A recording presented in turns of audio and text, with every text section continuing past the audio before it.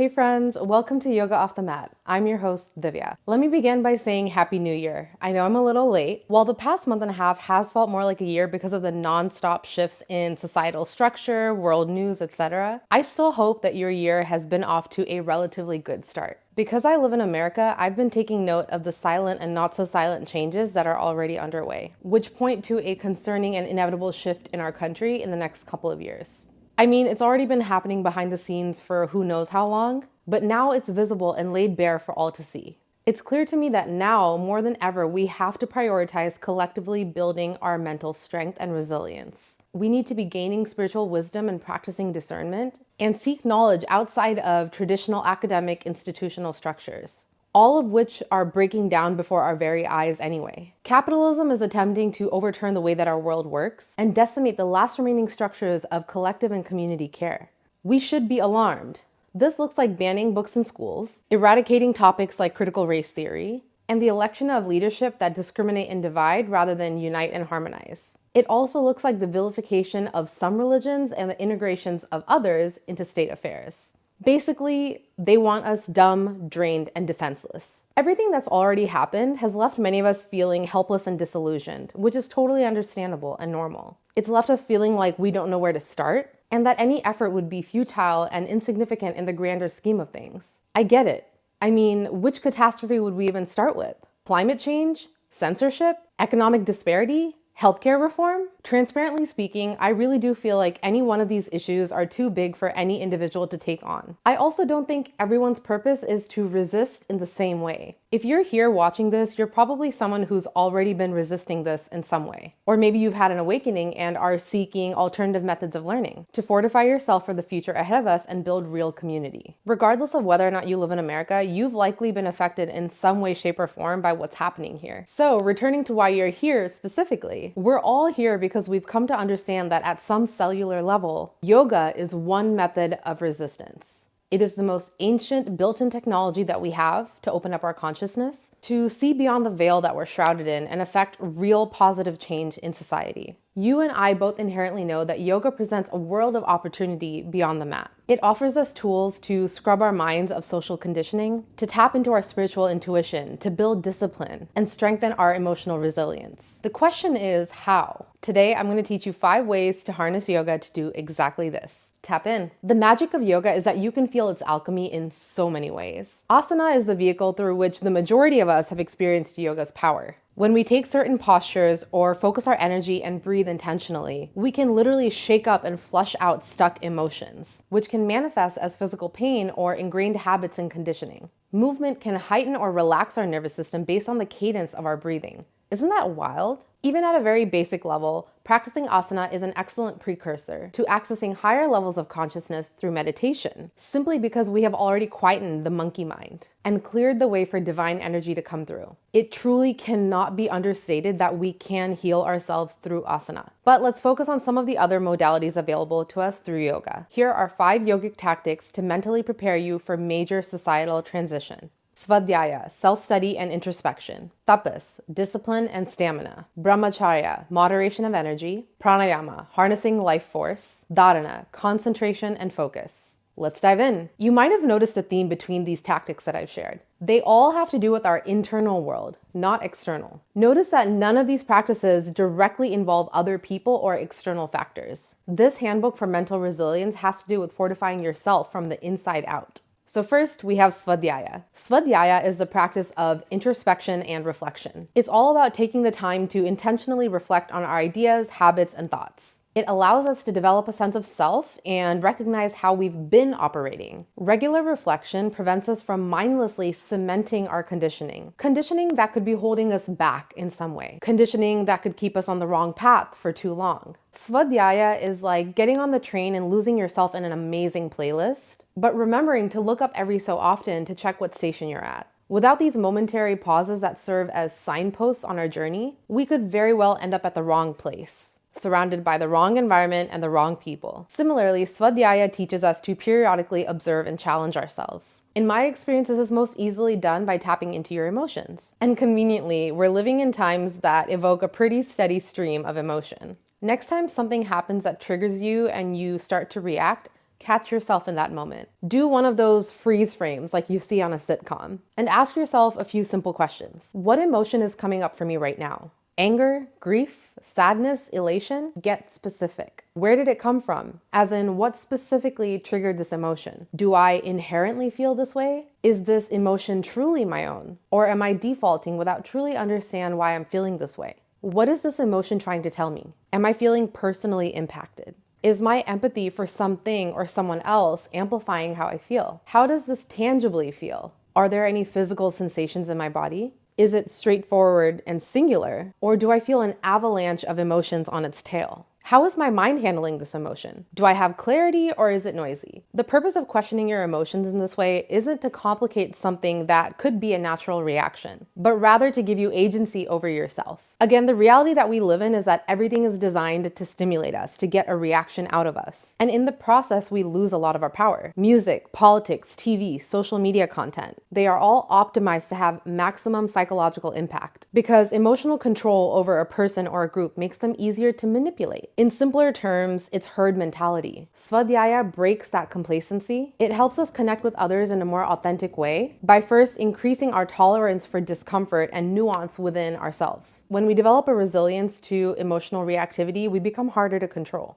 We become more resilient. Moving on to the second tactic, tapas, or discipline. So now that we've built a framework to accept emotional discomfort, we have to learn how to persist despite the discomfort. That's where the practice of discipline comes in. Stay with me now. Here's some food for thought. In a time where self-care is marketed to us exclusively as a 10-step skincare routine, boundaries, indulging in creature comforts. I get it, I'm a Taurus, I love my creature comforts. Tapas asks us to practice accountability as the ultimate act of self-care. To be disciplined is to not abandon yourself in favor of temporary comfort. Tapas asks us to walk through the fire in order to transform. So I'm asking you to dig deeper. Make a commitment as small as you would like, but see it through. Doing what you say you're gonna do builds trust and confidence in yourself. We feel emboldened and empowered, and soon enough, with enough repetition, we can translate that skill into other areas of our lives. Discipline is another way to gain mastery over your emotions. We sense the emotion, sit with it, challenge it, and take action anyway, even if the action feels like it's in opposition to it. So what does this look like? So maybe you book a workout class for 7:30 a.m. the following day. But when the time to wake up rolls around, you find yourself cocooned in the coziest bundle. You have two choices. A, allow the emotion of contentment to creep up in your mind and overtake the commitment you already made to yourself. Or B, acknowledge that you're comfortable and then get out of bed without allowing the feeling to hold you hostage. If you choose B, you are activating your tapas, but it doesn't end there. The resilience is built when you stay in that sense of agency and autonomy. Rather than mentally complaining while you're brushing your teeth and getting dressed, you simply focus on the action immediately in front of you. And before you know it, the contentment of staying in bed is replaced by the dopamine rush from finishing your workout. Please know that discipline applies to so much outside of exercise. This is just an example. You can apply the same thing to learning. Say if you committed to learning a new language and practicing it every single day. When the time actually comes, will you still choose it over doom scrolling on social media? Discipline is a daily practice and can happen in a million different ways. Most people think of discipline as a prison, but in reality, it's freedom. In being accountable to yourself, you build character through routine, which helps create the mental and physical space to experiment with life in different ways. With introspection and discipline established, we can now shift our attention to energy. Brahmacharya is the moderation or the right use of our energy. When our mental, emotional, and physical energies are unregulated or dysregulated, we might feel overextended and disconnected from our truth. Let's use my career in wellness as a case study. In retrospect, I spent a lot of the past 5 years as a yoga teacher spreading myself way too thin. I said yes to requests without practicing discernment, and later felt the sting of regret.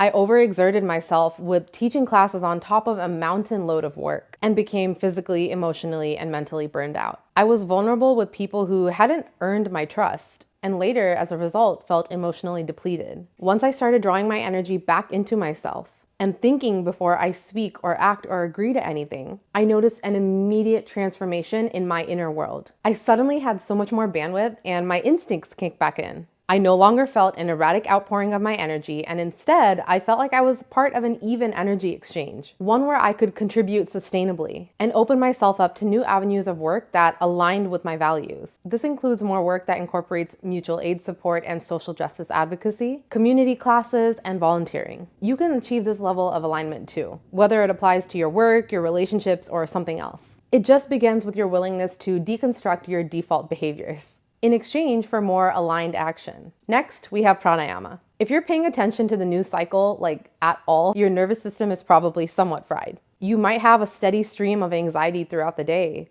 maybe temporarily numbed by creature comforts, coffee, whatever your vice might be. We all have one. It might manifest as clammy hands, fidgeting, an inability to focus, the list goes on. Of course, this isn't any kind of diagnosis, but just common knowledge about what happens to a human being who is continually exposed to stressors. When we lean into the stress that external factors like a news cycle can evoke, our energy moves in that direction as well, which means that it's moving away from us. Pranayama helps us to harness our life force energy known as prana by controlling it through our awareness and our breath. Leaving aside the more complex breathing techniques, even the simple act of bringing focus to our automatic breath can do wonders for us. There are two primary states that our nervous system can be in: fight or flight state and the parasympathetic state. When we see, hear, or experience something that causes symptoms like a racing pulse or shortness of breath, our fight or flight state has been activated. It's an automatic evolutionary response to stress. There's the common example given that our early ancestors would experience these symptoms when confronted with a saber-toothed tiger, while in the present day, a headline titled "Breaking News" might elicit the same response. In the fight or flight state, we're not always thinking clearly or making the most sound decisions. It really just puts us in a state to ensure our survival, or at least give us higher chances. So in an era when we see breaking news so often that we are damn near becoming desensitized to it, side note, perhaps that's the intention, one of the most empowered actions we can take is to de-escalate our fight or flight state, especially in moments when our mental clarity would accomplish so much more in that moment.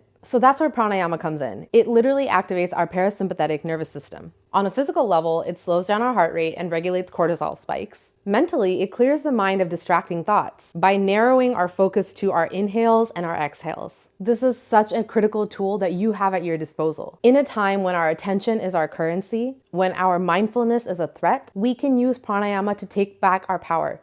Literally. All the techniques I'm sharing today work really well together, but especially pranayama and brahmacharya. Can you guess how? Pranayama literally helps us practice brahmacharya by increasing our awareness of energy and then stilling ourselves long enough to redirect it somewhere more conducive to positive change. And finally, we have dharana, or concentration. Again, I'll quote what I said just moments ago. Our attention is our currency. Pay attention to where you want your energy to flow.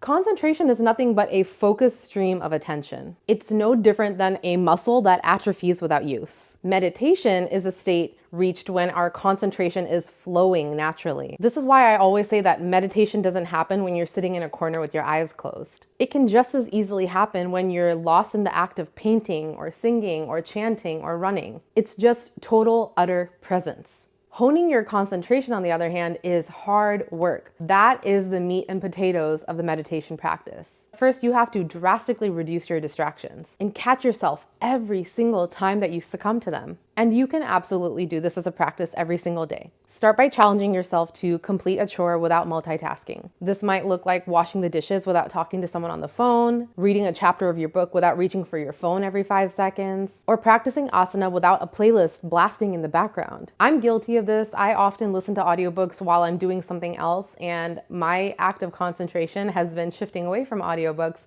back to physical books. But making this change requires our complete focus and concentration. It reduces the intake of information so that your mind can settle down and start catching thoughts as they creep up, and then gently release them, bringing you closer to a state of equanimity. To reiterate, despite how the world feels right now, despite how tired, powerless, or desensitized you might feel right now, yoga can reinvigorate your spirit. It can help you tap into your spiritual intuition, build discipline, strengthen your mental resilience, and armor you to fight back against injustice for the long haul. There are 5 ways that you can work towards this by using yoga. No equipment needed. Through svadhyaya, introspection and reflection, tapas, discipline and stamina, brahmacharya, moderation of energy, pranayama, harnessing life force, and dharana, concentration and focus. You are not powerless. Quite the opposite, actually. You are infinitely powerful. Now go out there and make some change. If you enjoyed this episode and look forward to more, consider supporting my work by joining my Patreon, patreon.com/Divya Bala. Make sure to follow Yoga Off the Mat on your podcast platform of choice, on Instagram at Yoga Off the Mat Podcast, and YouTube at Divya Bala. Thanks for listening. It's time to get off your mat and do some yoga.